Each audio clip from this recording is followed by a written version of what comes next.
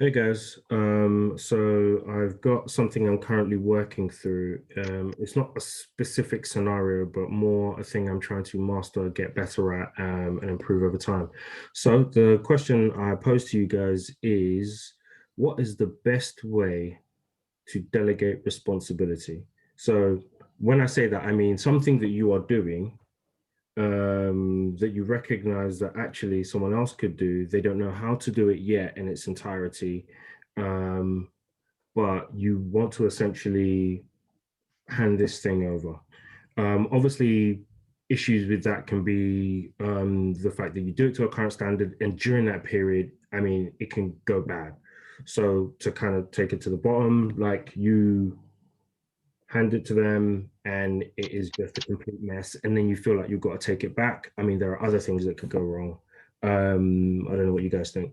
Yeah, because then you've wasted your time and their time because Mm, you might as well have done it in the first place.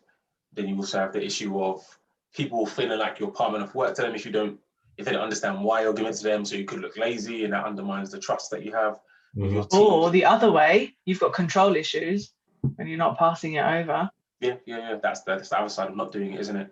And Yeah. then you're employing people to do their job for them in a degree where you're not handing it over and potentially what's the word?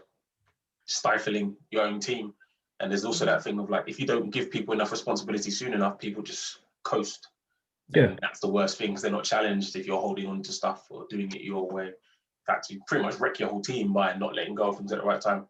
People can't develop, they get bored, lazy. You'll find, I've found that when you do things for people that they should be doing, they keep coming to you with the same problems. hmm, And then you never move forward. And so the time to hand over is never clear because you can Yeah. always do it better than them. It's like having a child and always doing the dishes for them in case they make a mess. Or what age are you going to say, all right, do the dishes? Like you have to accept them, make it more. That's more of a solution. But I think you're right. It's the same thing. They're going to make a mess. They might break a dish. They might do different stuff, and you're going to think, oh, I could have just done it myself. Now cleaning up more than the dishes, and cleaning up the sink, and cleaning up everything else when it could have just been a dish to do. So I can understand there's a frustration both ways there. So if there's anything else you can think of, Jankee, that comes along with that problem of when to delegate, when to hand over. No, I think that's it. I think that's the nail on the head. Mm, Spiral out of control. What about also the fact that it means that you can't get on with the work? Obviously, we said you're losing your time, but you're not able to get on with more important stuff. And if you're not careful, you find that you're doing that. I've seen myself and other managers, you end up picking and choosing stuff to keep you busy, which is stuff you shouldn't be doing. So it's almost like you told yourself you have to do this, when in reality, you're doing it for your own sense of comfort. And it's like, I'm comfortable doing this task. I'm not comfortable doing the things I would have to do if I handed over this task like I should do. And so mm, I'm telling myself I'm busy, I'm being productive, but mm. actually I'm just hogging something that makes me feel good about myself, that I think I'm doing well, when actually someone might do it better and I can actually do the job I'm supposed to be doing. So Mm. yeah. I think some of the things that maybe I've got in mind, it's not just the time to learn the new skill, but you could also be looking at issues of general proficiency overall. So we're Mm, talking about, IT literacy, to, put it basically, but literally, how much skill you have in that particular area with that particular thing. So it's not just a case of having to show someone how to do the thing, but actually having to, upskill that person in that particular area, yeah, whether it be finance, whether it be IT skills. I mean, there can be quite a painful period to push through. yeah, for sure. But also another consequence of not going through that pain is you can create blind spots, like particularly if your company has a tool structure and lots of layers of management. If Mhm. you're holding on to something that the manager should be doing, then the person on that manager can't even see why what they're doing is happening. Mm, Or there's just areas where suddenly there's overlaps or there's gaps, or and that causes big issues when you're holding on to something so tight but you're so busy that you're not able to share it with the right team and the right people, but you're somewhere above someone just getting stuff done that they don't understand why it's happening that way. Whereas if it flows like workflow, which we talk about, in some of our seminars, of course, if the workflow is not right, it's going to cause blind spots and disjointment throughout the value chain. I don't know if we already said it, but if you're then busy doing stuff that other people can do, you're not then creating the new thing, which could elevate your business to, it could be a great idea that you can't quite access because you're busy not delegating something.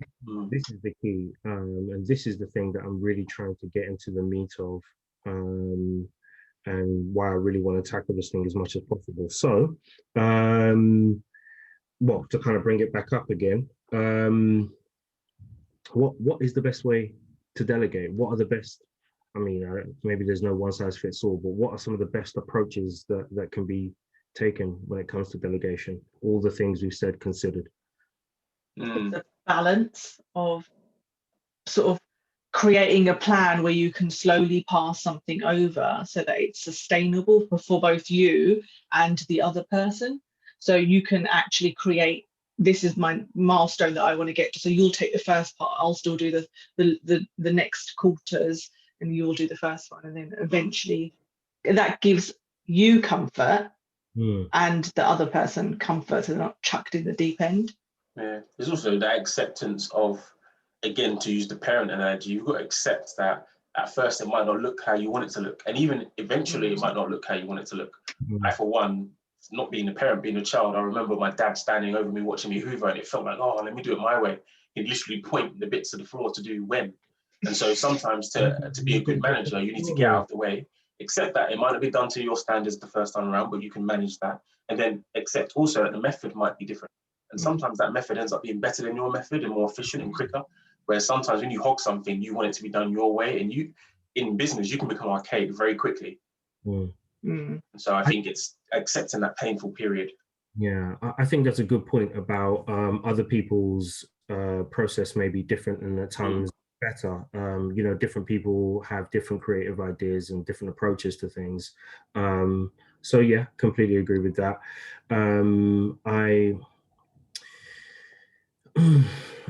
So my only thing with that is, yes, you can say in an ideal world that there is this period of pain that sometimes you have to work through, but sometimes this particular task is also important enough, or the business is at a stage where if this thing gets done wrong, that can have massive consequences.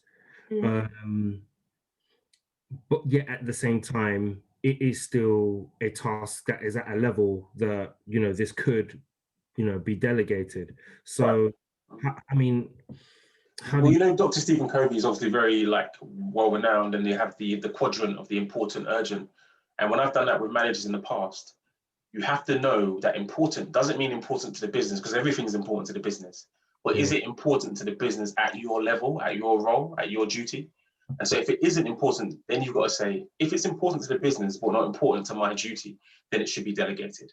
But if it's important for both the business and important at my level or my status or my position, then I have to do it and decide when I do it. And it's about, you have to understand what the levels are in terms of who should be doing what. If you don't have an understanding of that, then it's hard to delegate something because you believe you should still be doing it. And if it is something so important that you don't trust your management staff, then maybe it's not a management task yet, because it's too crucial to the business. And so if you've got too many crucial tasks, of course, then you have to think about your manpower and accepting that you can't do it by yourself. You have to let things go, and that's the reality. But if things are working well, you've got a good staff team, you need to make a better judgment of what is imperative and what isn't, and what can your team handle, and what do they need to be trained up to. So I guess what you're saying there is that in that situation, potentially that task may not be a delegatable task. It might not be. Okay. Yeah, you've got to make that judgment, but at the same time, when you own a business, you're trying to move out as much as you can so that you can go and do something else. So by that vein, you'll never not do some of the stuff that you have to do. So, you know, Deola, you say it sometimes, which is the show me, tell me, the thing that you say. Go on. Say what it is. What is tell me, help me, what was it? Tell me, show me, help me, watch me. Yeah. And that has to, there has to be that with every task that you're doing. Otherwise, you'll always be in this position and you'll never do the next project. Well, that's the time process, isn't it? So the bit where I'm saying it's not a task you can give up yet is, as a business owner, you know, like a lot of people want to start a business so they can get the time off. But that comes after the painful part where you have to do more hours, when you have to do even more labor and you have to do a bit of everything. And we've gone to meetings before, Jankee, where we meet 10 different people who've got 10 different roles, but we're just putting on 10 different hats. We're meeting completely different teams. And so there's a period in your business where you are the person with all the hats and you just have to do it. And then in the meantime, you're building a team, training a team, or recruiting a team that can do it at your level or better than your level. And those things don't always happen, as Charlie said, at the time you want them to, because you might need that thing now, but you don't have that person now. So you have to do it now. But then you need to be training or recruiting for the person who can do it, so you don't have to do it forever. So you can begin to pull away and move away from that task. It's the balance, isn't it, of where you are in the cycle of the company. So what I said works for where we are as a company. It might not work in the grassroots time that a company is in. Yeah. And then there's things right now that we want to give up probably, but we still can't do it yet. And there's even stuff that we've taken on, which is even more so stuff that, why have we taken this on? But it's about what resources do you have? And if I remember one time you said this to me, Jankee, actually, when you was a director at a separate company, and it's like, what's your job? It's my job is to do what needs to be done when it needs to be done. And that means when you own a company, you plug all the holes. So no one else is going to do it for you.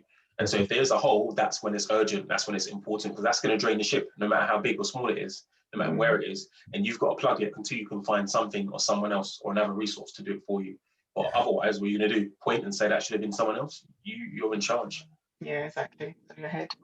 Guys, given all of that, then I need 2 suggestions from you guys. I need one reasonable and maybe one more a bit more radical, should I say.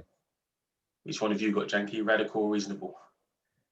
I could do radical, but it might be a bit mean. Go for it. Is you chuck people in at the deep end, and if they swim, they swim. If they don't, you don't work with them. And they've just got to do it. Did it just get hot in here? Sorry. That's the radical solution. Okay. Some people follow that, some people do that. I guess you're paying people to do a job, right? Exactly. And if you've recruited them correctly and you're all right with that process of what you're doing, then they should be able to swim. And maybe if they're not able to swim, that lets you know that you need to fix your recruitment possibly. It could be that. Yeah, exactly. Which is a beneficial thing as well. Hiring a lot of people, so. I